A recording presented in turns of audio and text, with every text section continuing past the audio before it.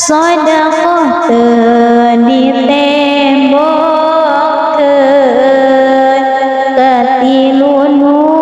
unggul dinten salat duha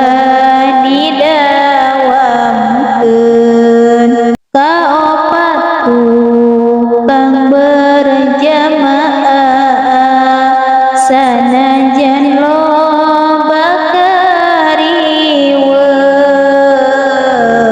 leungit harta teu nyaah ari anu kalimana nu sok kumpul jeung ulah ngaregepkeun pituahna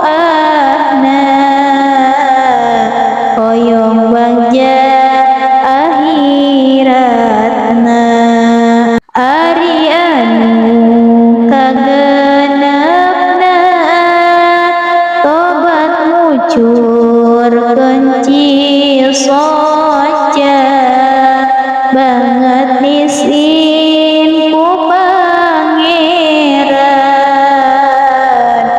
dosa alit ditobatan hari anu katujuhna